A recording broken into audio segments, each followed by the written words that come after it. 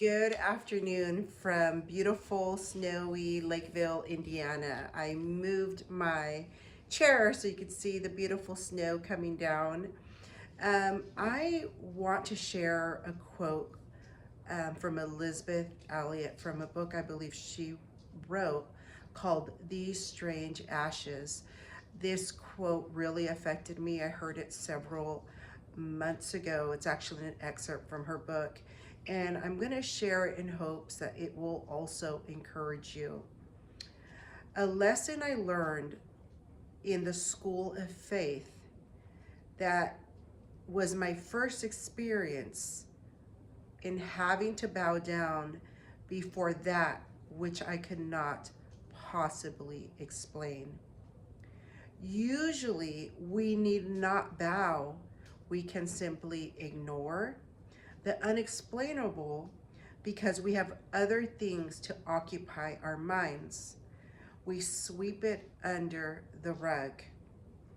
Faith's most severe test comes not when we see nothing, but when we see a stunning array of evidence that seems to prove our faith was in vain.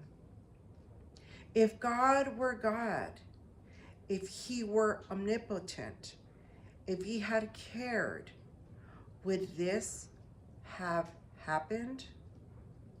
Is this that I face now the ratification of my calling? The reward of obedience? One turns in disbelief again from the circumstances and looks into the abyss. But in the abyss, there is only blackness, no light, no answering echo.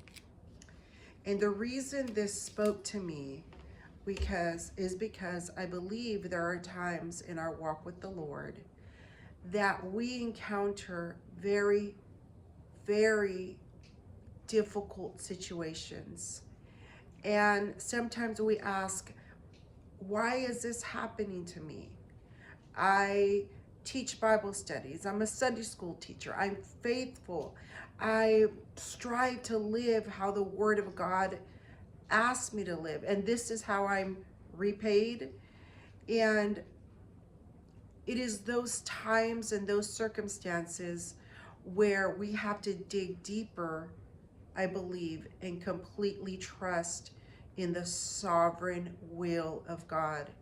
And I believe if we are striving through prayer, through fasting, through reading of the word, to be able to walk with him, be in company with him, that he will lead us through those times where it seems like an abyss. Because I believe in every individual's life that is faithful to the Lord, it is going to feel like you are being slammed with wave after wave after wave of situations. And they're not situations that you have caused.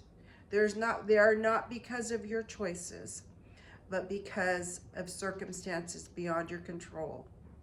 But in those times, I want you to recall the promises of God, to know that he is faithful, to know that he is true, to know that he will see you through.